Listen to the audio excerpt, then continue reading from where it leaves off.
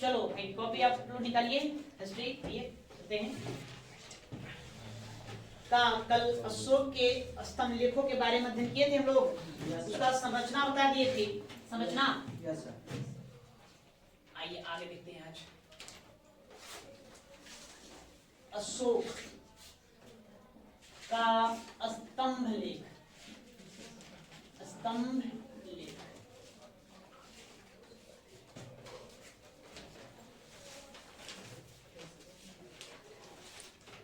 अशोक का स्तंभ लेख।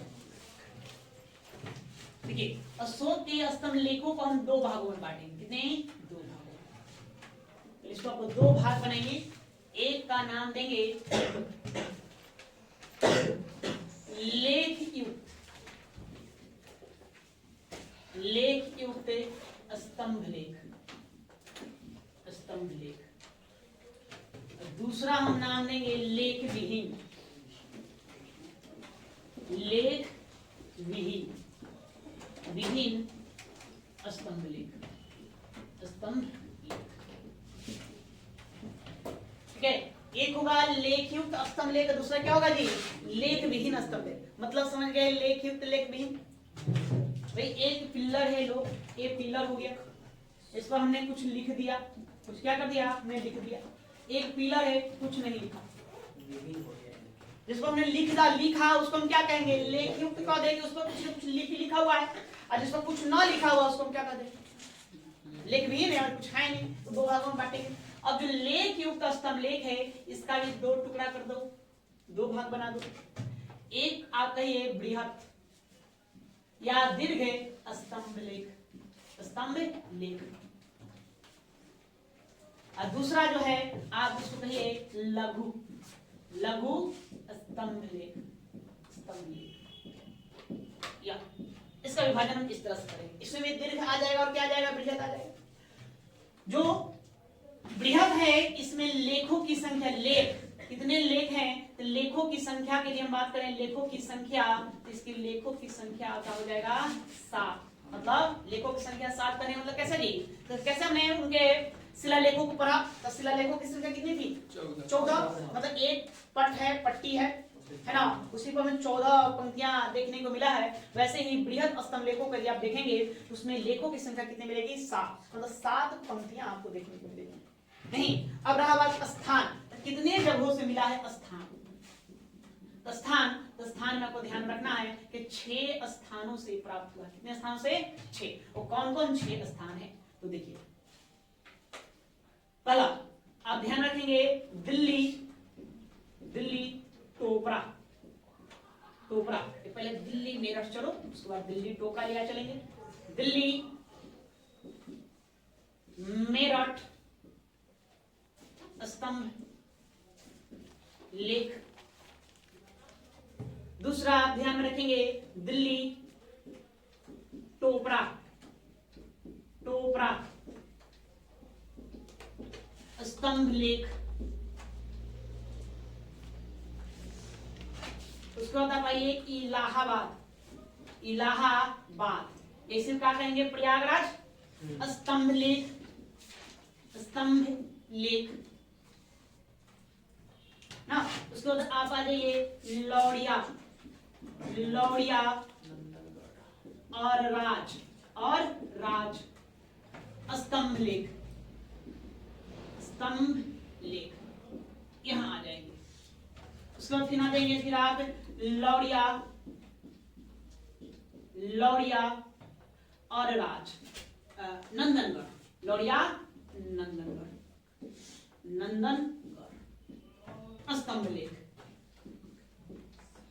स्तंभ लेख। इसको आपको ध्यान रखना है। उसका फिर छटा जाइए रामपुरवा, रामपुरवा, रामपुरवा, रामपुरवा। तो ये 6 हैं बृहद स्तंभ लेख हैं, जिसके पट पर, शिलाओं पर कुछ न कुछ पंक्तियां लिखी गई है ना। ऐसे 7 पंक्तियां लिखेंगे तो 7 तो सभी पर 7 नहीं है, एक मात्र दिल्ली टोपरा जिस पर 7 है, बाकी पर कितने हैं? आपको 6 लिखा हुआ, उन सभी के बारे में हम पढ़ेंगे कि किस पर कितना लिखा गया है, उसको हम सबको देखेंगे बारी बारी से। ठीक है, उसके बाद हम लघु शिलालेखों की बात करें तो लघु शिलालेखों में आप आइए एक सांची, सांची, सांची कहां पड़ता है? एमपी। फिर आप ये सारनाथ, सारनाथ, सारनाथ, हाँ ओके ठीक है, ये उत्तर प्रदेश में आपको मिलेगा सारनाथ। उसके बाद आप चलिए रूमीदेई, रूमीदेई, रूमीदेई, ठीक है। उसके बाद हम आ जाएंगे निगलीवा, निगलीवा, निगलीवा, निगलीवा, ये इसी निगलीवा को हम कहते हैं निगाली सागर, इसी को और क्या नाम देते हैं? निगाली सागर, निगाली सागर, सागर, निगाली सागर। ये दोनों के दोनों नेपाल की तराइयों में मिलेंगे। कहां मिलेंगे? नेपाल की तराइयों में, नेपाल की तराइयों में, तराइयों में स्थित है, या नेपाल की तराइयों में स्थित है, ठीक है। इतना आपको ध्यान में रखना है ना। हाँ, एक और ध्यान रखेंगे, कौशाम्बी, कौशाम्बी, कौशाम्बी, कौशाम्बी कहाँ पड़ेगा? तो कौशाम्बी भी आपका यूपी में पड़ेगा। कहाँ पड़ेगा? यूपी में पड़ेगा। ये आपके लघु शिलालेख होंगे। इसके अलावा आपको लेख विहीन स्तंभ भी देखना है, नहीं लेख विहीन, लेख विहीन में आपको ध्यान में रखेंगे, एक आपको याद रखना है रामपुरवा, रामपुरवा, पुरवा। उसको आपको याद रखना है बसार, बसार, या यही आपका क्या हो गया? वैशाली, वैशाली, इसको ध्यान में रखना है। और ध्यान रखना है संकीता, संकीता, संकीता को ध्यान में रखना है, ठीक है। या 1 2 3 4 और ये हो गए 5 हो गए। और वहां से भी और आपके याद रखना है कौशल, कौशल, क्या ध्यान रखेंगे? कौशल या कौशल, या ध्यान में रख सकते हैं कौशल। पहले इसको आप लोग नोट करिए, बारी बारी से सबका अध्ययन करेंगे, कहाँ क्या क्या बातें हैं।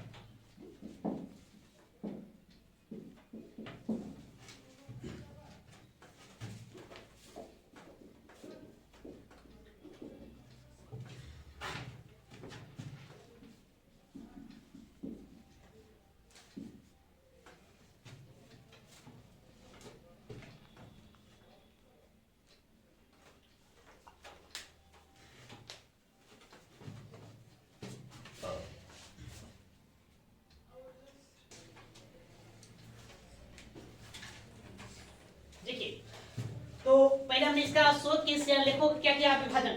तो क्या फिर से एक बार देखेंगे, शोध के हम स्तंभ लेख को क्या करेंगे? 2 भागों में बांटेंगे। पहला भाग क्या बनाओगे? तो पहला बनाइए लेख युक्त शिलालेख, और दूसरा बनाइए लेख विहीन। लेख युक्त जिसमें कुछ लिखा हुआ है, लेख विहीन जिसमें न लिखा गया नहीं। तो लेख युक्त को भी 2 भाग में बांटेंगे, एक बृहत स्तंभ लेख और दूसरा क्या करेंगे? लघु स्तंभ लेख। बृहत स्तंभ लेख को देखेंगे तो लेखों की संख्या कितनी है ना? हाँ, लेखों की संख्या आपको कितना मिलेंगे? 7 मिलेंगे। मतलब 7 पंक्ति आपको देखने को मिलेंगे लिखा हुआ। ये कितने जगहों से प्राप्त हुआ? 6 जगहों से। एक है दिल्ली मेरठ, दिल्ली टोपरा, इलाहाबाद स्तंभ लेख, लौरिया और राज स्तंभ लेख, उसके बाद लौरिया नंदनगढ़ स्तंभ लेख, ठीक है। और रामपुरवा क्या मिलेगा? रामपुरवा मिलेगा। नहीं देखो भाई यहाँ और या लेख विहीन में देखो, यहाँ भी हमने रामपुरवा लिखा, यहाँ भी हमने रामपुरवा लिखा। तो रामपुरवा से 2 को मिलेंगे ना, दोनों ऐसे बृहद ही हैं। ये भी क्या है? बृहद ही है, और ये भी क्या है? बृहद ही है। तो बृहद शिलालेखों की संख्या कितने हैं? 7 है, लेकिन स्थान कितने हैं? 6। जैसे रामपुरवा से 2 मिला था, उसको एक ही गिनेंगे, एक ही स्थान गिनेंगे, इसलिए कितने हैं? 6। ये भी क्या है? बृहद ही है, ये भी बृहद है। लेकिन ये रामपुरवा के जो शीर्ष पर आपको वृषभ मिलेंगे, वृषभ मतलब बैल, बैल की जो आकृति मिलेगा, ये लेख विहीन, इसका कुछ लिखा हुआ नहीं है। और वही आप देखेंगे रामपुरवा में जिसके शीर्ष पर सी है, कल में दिखाया था सी है, उस पर लिखा हुआ है। ये आपका क्या है? लेख युक्त है। या क्योंकि लौरिया और राज, लौरिया नंदनगढ़ और रामपुरवा, ये तीनों के तीनों कहाँ मिलेंगे? ये तीनों मिलेंगे आपको चंपारण, चंपारण, चंपारण में कहा? तो बिहार, बिहार राज्य का चंपारण जिले में है। दिल्ली मेरठ, पहले दिल्ली में था, मेरठ पहले मेरठ में था, कहाँ है? दिल्ली है। दिल्ली टोपरा, पहले टोपरा में था, कहाँ है? दिल्ली में है। इलाहाबाद, इलाहाबाद तो जानिए कहाँ मिलेगा आपको? इलाहाबाद यूपी, ये कहाँ मिलेंगे? यूपी में मिलेंगे। सांची एमपी में, सारनाथ एमपी में, ये लघु है जहां से प्राप्त हुआ। रूमीदेई, निगलीवा या निगाली सागर और कौशाम्बी। प्रश्न में एक बार पूछा है ना, क्या प्रश्न पूछा गया वनडे एग्जाम में? बताइए निम्नलिखित में किस स्तंभ लेख को हम तराई अभिलेख कहते हैं? तराई कौन? नेपाल की तराइयों में 2 बसा हुए, एक रूमीदेई और कौन है? निगलीवा है। इन्हीं दोनों को हम क्या कहते हैं, तराई स्तंभ लेख के नाम से भी जानते हैं। क्या कहते हैं इसको, तराई स्तंभ लेख के भी नाम से जानते हैं। याद रखना, दोनों कहां मिलेगा, नेपाल में, नेपाल की तराइयों में बसा हुआ एक और सामने यूपी में। ये जो चार देख रहे हैं, चार स्थानों से जो भी स्तंभ लेख प्राप्त हुए हैं, ये क्या है, लेख भी, कुछ लिखा हुआ नहीं, बस आपको यहाँ से स्थान जान लेना। तो कुछ लिखा हुआ है, क्या पूछेगा, स्थान पूछेगा। लिखा हुआ कुछ बातें हैं, कुछ लेख मिलेगा तब तो पूछेगा उसकी क्या विशेषता है, क्या उस पर लिख दिया गया है क्या। तो मूलतः आपको इसको ध्यान में रखना है, इसको ध्यान रखेंगे, इसको ध्यान में रखेंगे, बस समझ गए। यप, तो चलिए आइए इनमें सबको हम बारी बारी से पढ़ेंगे। तो पहले आप देंगे दिल्ली मेरठ स्तंभ लेख, दिल्ली मेरठ स्तंभ लेख।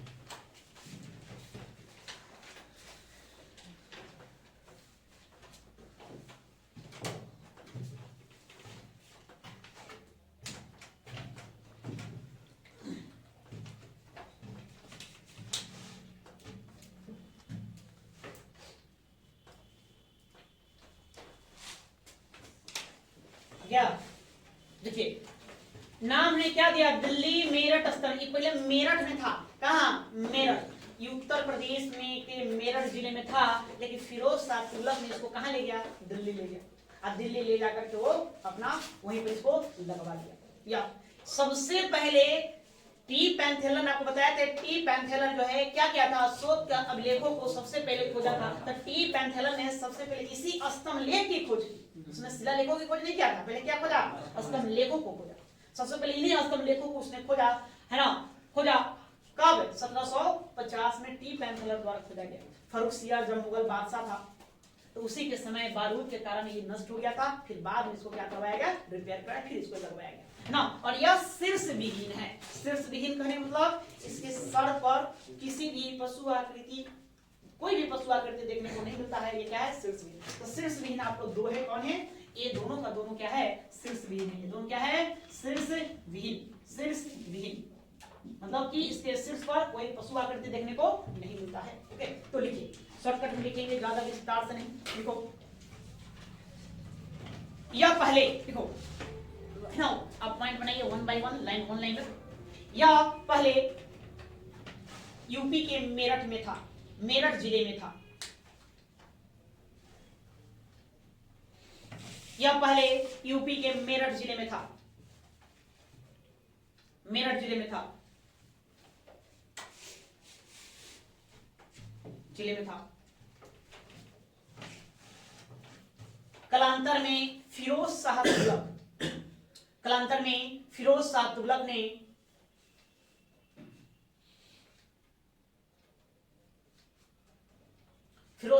ने दिल्ली ले आया, दिल्ली ले आया।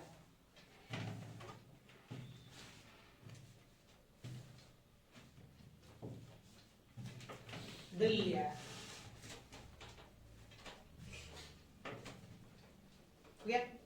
आगे सर्वप्रथम टी पैंथेलर, टी पैंथेलर नाम सुने, हाँ बिल्कुल। सर्वप्रथम टी पैंथेलर ने, पैंथेलर ने 1750 ईस्वी में, 1750 ईस्वी में, 1750 ईस्वी में इसी स्तंभ की खोज की, इसी स्तंभ की खोज की।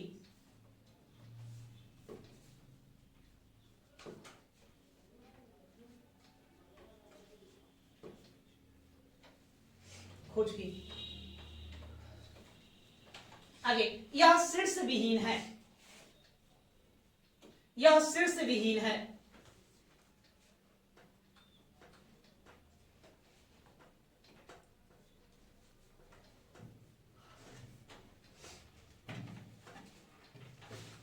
शीर्ष विहीन है। नेक्स्ट, फर्रुखसियर के काल में, फर्रुखसियर मुगल राजा है, आगे हम पढ़ेंगे मुगल काल में इसके बारे में। फर्रुखसियर के काल में यह बारूद के कारण क्षतिग्रस्त हो गया, यह बारूद के कारण क्षतिग्रस्त हो गया। फर्रुखसियर के काल में यह बारूद के कारण क्षतिग्रस्त हो गया था। लेकिन इसे पुनः स्थापित करवाया गया,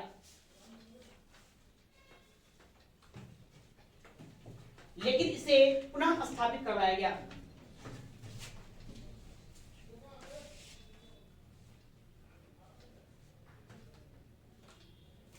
स्थापित करवाया गया। ठीक है, क्लियर है? तो देखिए, तो दिल्ली मेरठ से हमको क्या क्या बातें ध्यान रखना है। यह पहले यूपी के मेरठ में था, फिर कहां लाया गया? दिल्ली लाया गया। कौन लाया? फिरोज शाह तुगलक द्वारा लाया गया। यह शीर्ष विहीन है। क्या है यह? शीर्ष विहीन है, मतलब इसके चोटी पर कोई आकृति देखने को आपको नहीं मिलेगा, कोई पशु आकृति देखने को नहीं मिलेगा। फर्रुखसियर के काल में यह क्षतिग्रस्त हो गया था बारूद के कारण, लेकिन फिर से इसको क्या कर दिया गया? पुनः स्थापित कर दिया गया। इससे इतना ध्यान रखें। अब आइए दिल्ली टोपरा। दिल्ली टोपरा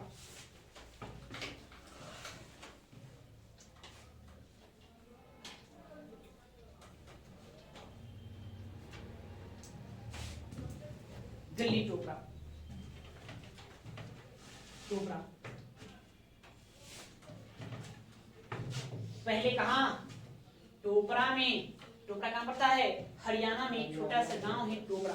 तो पहले हरियाणा के टोपरा गांव में था। यह फर्रुखसियर क्या करेगा? इसको भी दिल्ली ले जाएगा, मतलब दोनों को फर्रुखसियर कहां ले जाएगा? दिल्ली ले जाएगा, है ना। एक पुस्तक है तारीख ए फिरोज शाही।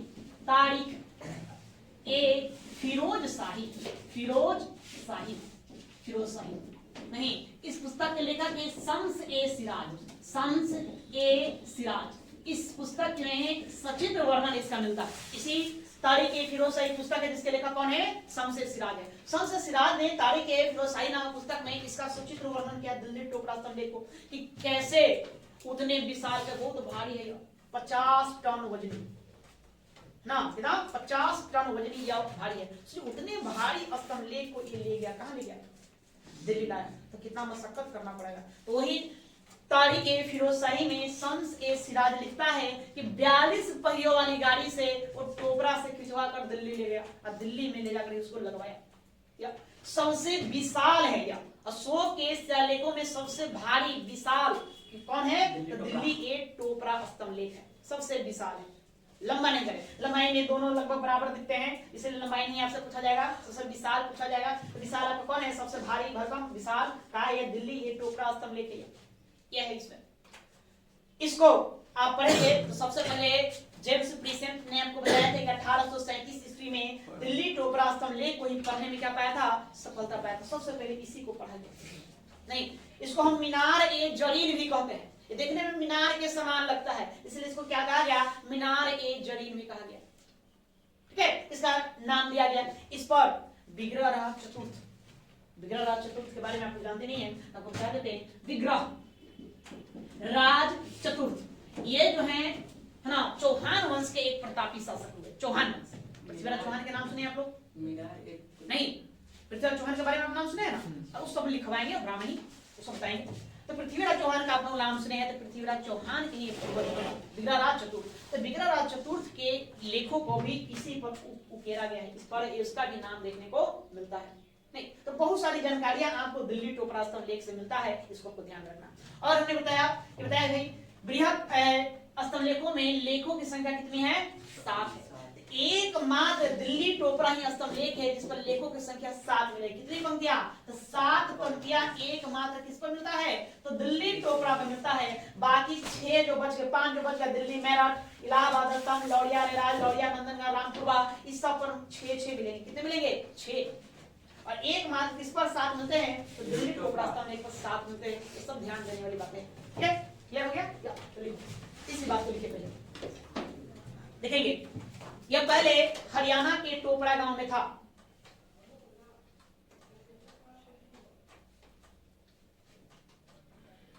यह पहले हरियाणा के टोपरा गांव में था। टोपरा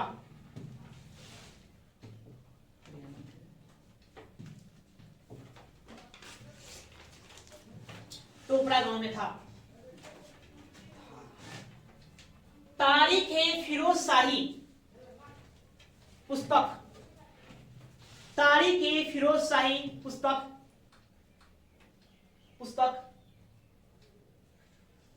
तारीख ए फिरोज शाही पुस्तक। क्वेश्चन में लिखो शम्स ए सिराज, इसके लेखक की इस बुक के शम्स ए सिराज,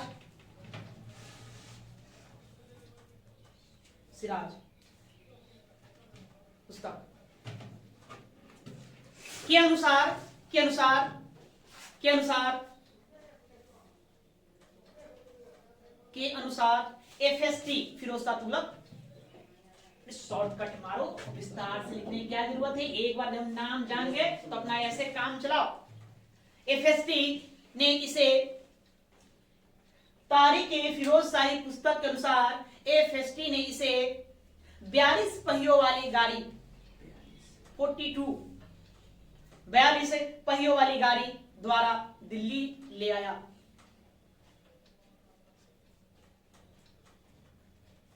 42 पहियों वाली गाड़ी द्वारा दिल्ली ले आया।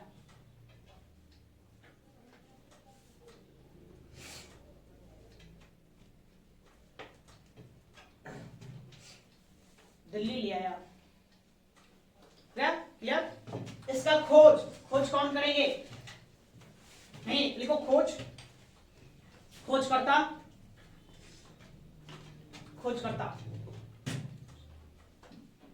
कैप्टन पोलियर 1785 में इसको खोजेंगे। कब खोजेंगे? 1785 में कैप्टन पोलियर।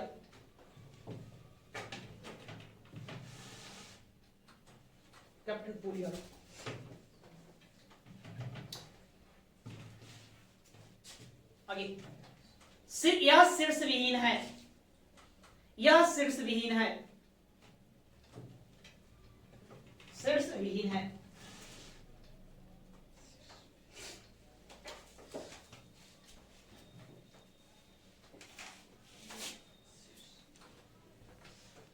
आगे, यह एकमात्र स्तंभलेख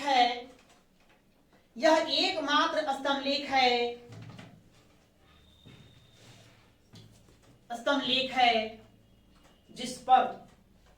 जिस पर अशोक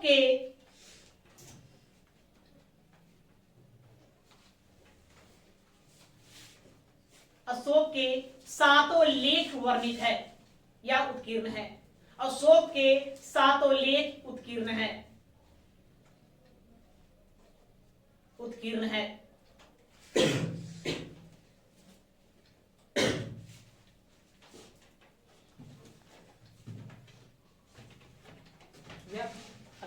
जेम्स प्रीसेम्प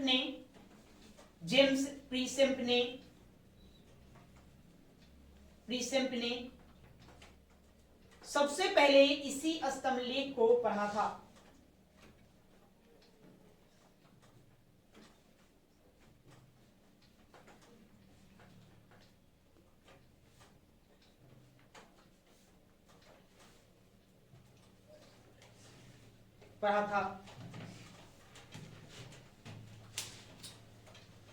इस स्तंभलेख को मीनार ए जरीन भी कहा जाता है।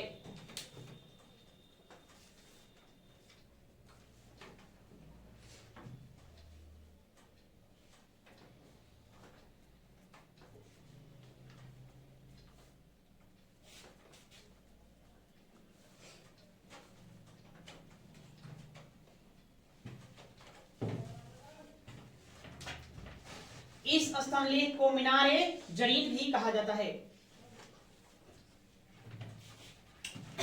और बहुत सारी जानकारी है, आप लोग एक पंक्ति और लिखिए तो इस पर चौहान वंश के शासक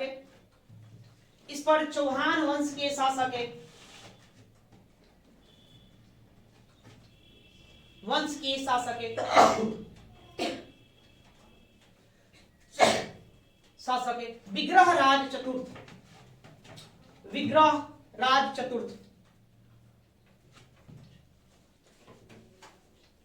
चतुर्थ के लेख उत्कीर्ण है।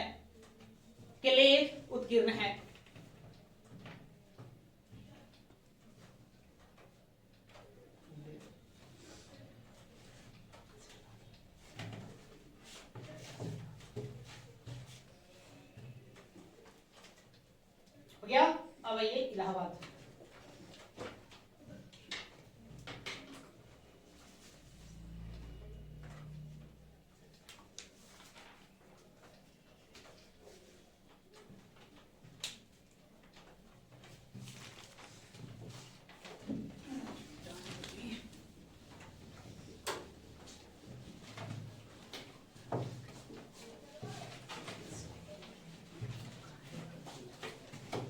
इलाहाबाद लिखा, इलाहाबाद स्तंभ लेख।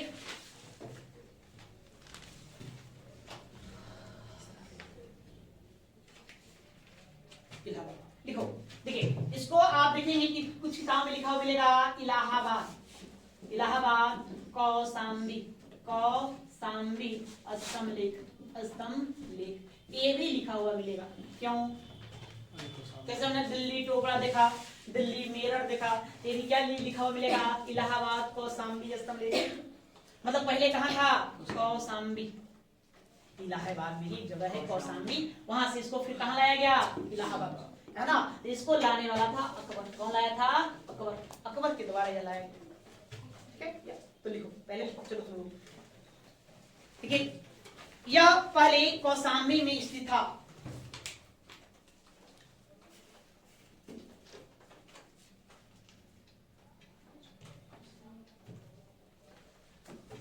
यह पहले कौशाम्बी में स्थित था, कौशाम्बी में स्थित था।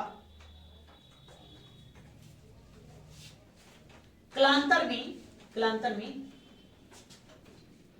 कालांतर में अकबर ने इसे इलाहाबाद में लगवाया।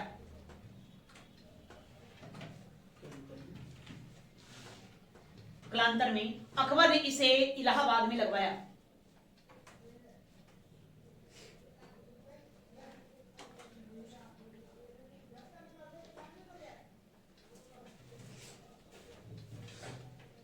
लगवाया। इसके शीर्ष पर सिंह की आकृति है, सिंह से, इसके शीर्ष पर सिंह की आकृति है।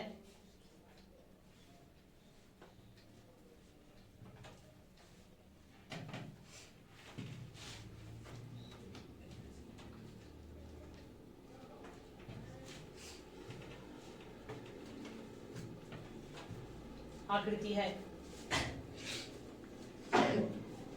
तो शीर्ष पर क्या है इसके? सी लाइन। आगे इस स्तंभ लेख पर, इस स्तंभ लेख पर स्तंभ लेख पर समुद्रगुप्त की प्रयाग प्रशस्ति लेख, समुद्रगुप्त,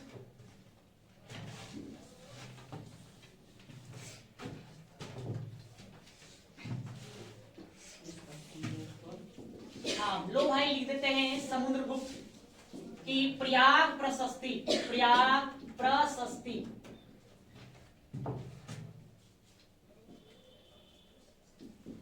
प्रशस्ति लेख,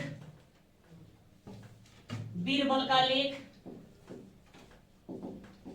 का लेख और जहांगीर, जहांगीर का लेख उत्कीर्ण है, लेख उत्कीर्ण है। इस स्तंभ लेख पर समुद्रगुप्त की प्रयाग प्रशस्ति, प्रयाग प्रशस्ति का लेख, कौन दो? बीरबल का लेख और जहांगीर का लेख उत्कीर्ण है।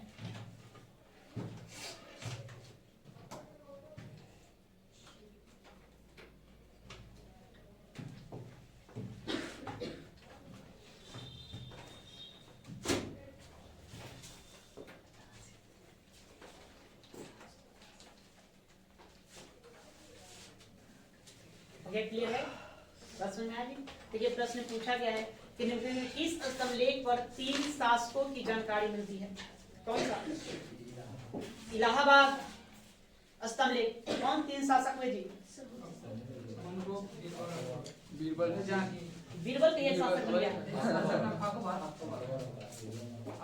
तो लिखवाते का अकबर का लेख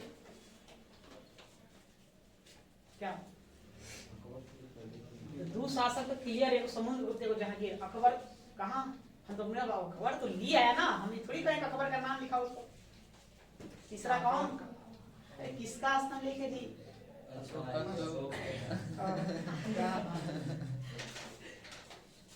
समझ गया ना?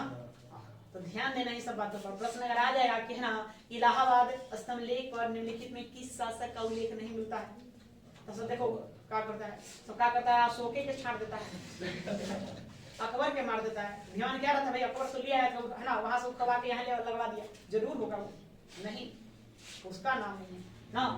अकबर का दरबारी कभी धना कौन था? बीरबल था, दरबार में रहने वाला नवरत्नों में, उसका लेख उत्कीर्ण है।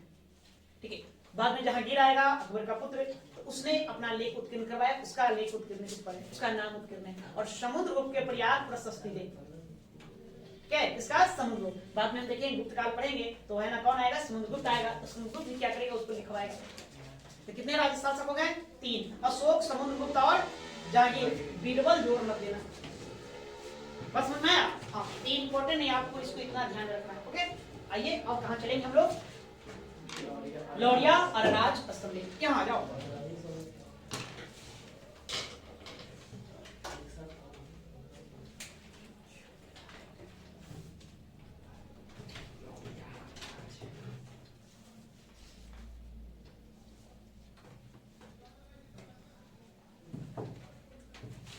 हो गया, लौरिया राज। देखिए, बिहार के चंपारण जिले में स्थित है।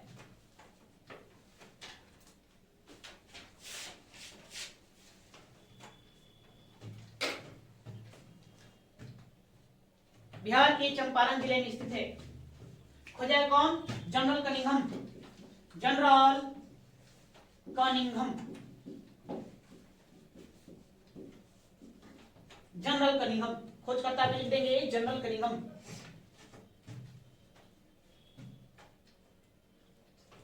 General Cunningham.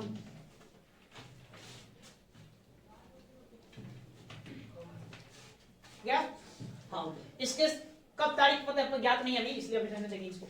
लौरिया अरराज स्तंभलेख याद रखना, बिहार के चंपारण जिले में है। जनरल कनिंघम ने खोजा और इसके शीर्ष पर गरुड़, क्या गरुड़ है, नहीं था, वर्तमान में नहीं है, टूट गया ना। इसके शीर्ष पर क्या था, गरुड़ का आकृति था। देखो, इसके शीर्ष पर गरुड़ का आकृति था।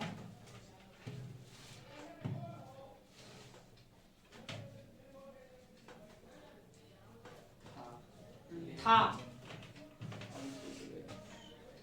ये भी लिखोगे जी, अब टूट गया।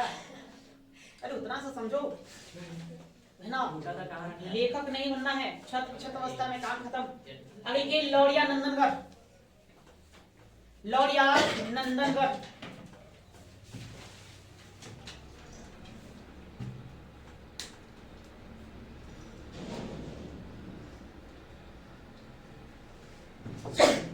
लौरिया नंदनगढ़, हाँ लिखे कहा, ये भी बिहार के चंपारण जिले में, बिहार के चंपारण जिले में।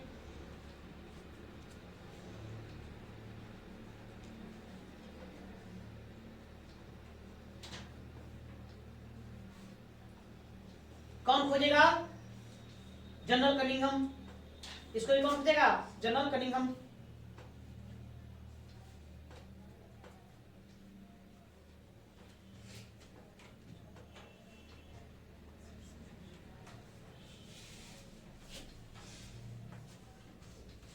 General Cunningham. शीर्ष पर क्या, शीर्ष पर सी, क्या बैठा है, सी बैठा है। यहां भी, यहां सी बैठा है। देखो, शीर्ष पर सिंह की आकृति, सिंह की आकृति।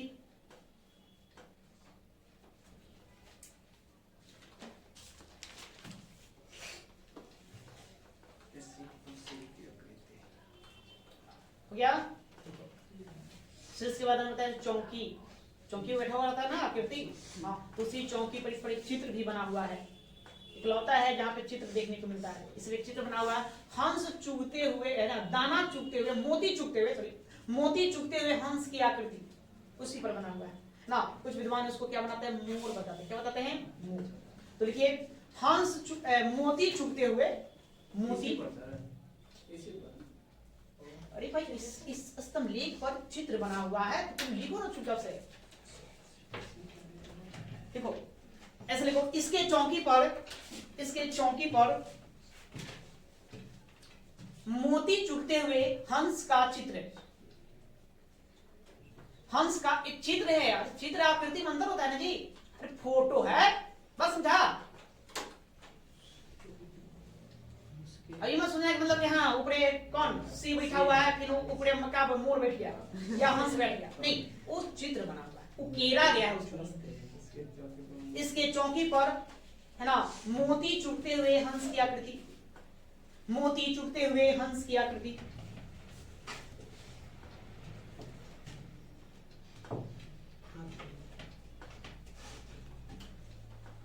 की आकृति। अभी तक के जितने भी स्तंभ लेख आप देखेंगे, उन स्तंभ लेखों में सबसे जो सुरक्षित अवस्था में, सबसे सही कंडीशन में है, वो कौन है? यही है। लिखो, यह सबसे सुरक्षित स्थिति में है। अगला, यह सबसे सुरक्षित स्थिति में है।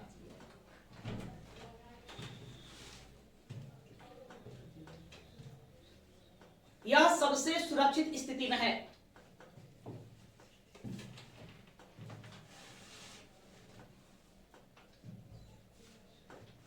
क्या? एक मुगल बादशाह हुआ औरंगजेब, उस औरंगजेब का भी लेख इस पर मिलेगा। किस पर? लौरिया नंदन पर। लिखो, औरंगजेब का लेख उत्कीर्ण है।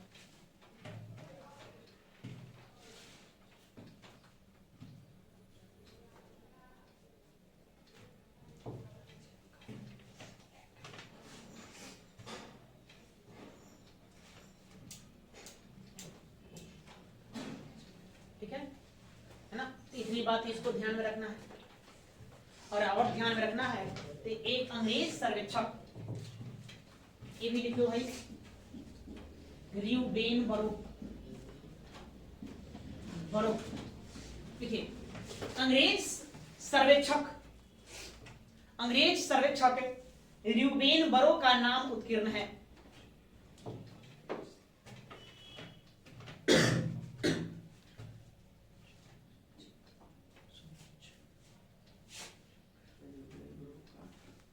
र्यूबेन बरो का नाम उत्कीर्ण है।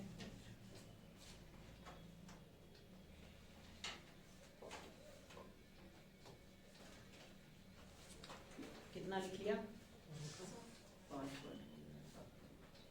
पॉइंट नहीं पूछे कौन कौन स्तंभ लेख लिखा, कितने लिखा? 5 लिखा। हाँ, एक रामपुरवा बचा हुआ है। लिखो, रामपुरवा स्तंभ लेख। रामपुरवा स्तंभ लेख। रामपुरवा स्तंभ लेख।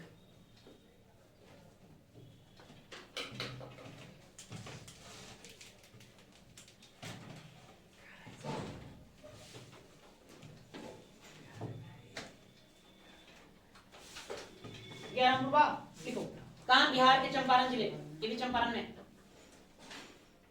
बिहार के चंपारण जिले में स्थित।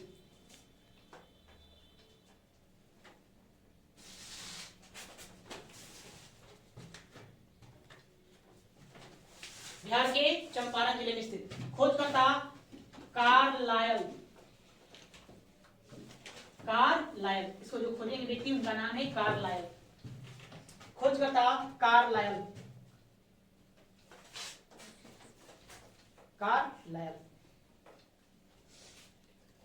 शीर्ष पर क्या है? सी। गुड, यहाँ सी मिलेगा। और जो लेख विहीन है उस पर क्या मिलेगा? तो ध्यान देना, प्रश्न में पूछा जाता है कैसे नहीं। रामपुरवा लेख विहीन स्तंभ लेख पर किस पशु की आकृति मिलता है? क्या मिलेगा जी? लेख विहीन। तो लेख विहीन पूछे तो वृषभ है ना, और स्तंभ लेख कह देगा तो क्या? सी। ध्यान देने वाली बात है। ठीक मारोगे वहां गलती हो जाएगा। एक नहीं, दोनों ध्यान रखना है। क्वेश्चन को ध्यान से देखना है, क्या पूछ रहा है, जो पूछे उसका जवाब देना है। ठीक है? सभी चंपारण हुआ, तीनों चंपारण में। हमने अभी बताई, नाम लिखा है रामपुरवा, ई का लिखा हुआ है जी? मतलब दोनों अलग अलग है। हमने अभी बताया आपको कि रामपुरवा से 2 मिले, एक पर लेख लिखा हुआ है, एक पर लेख विहीन। जिस पर लेख है उसको कौन सा आकृति? सी का। जिस पर लेख नहीं है उस पर किसका? बैल का या वृषभ का आकृति मिलता है। दोनों एक ही स्थान पर है।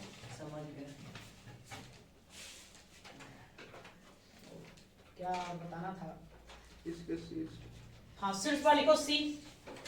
शीर्ष पर लिख लो सी।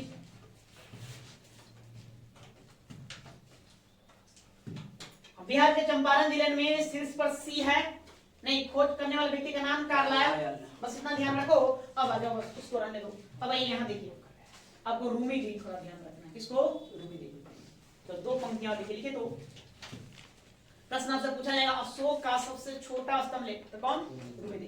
देखिए, अशोक का सबसे छोटा स्तंभ लेख।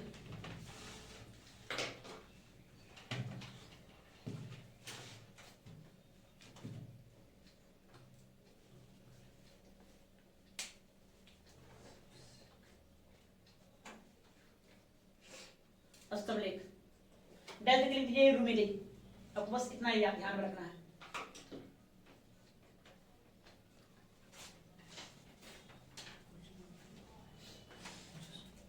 अशोक का सबसे छोटा स्तंभ लेख, तो आपको लिखिए रुमिली।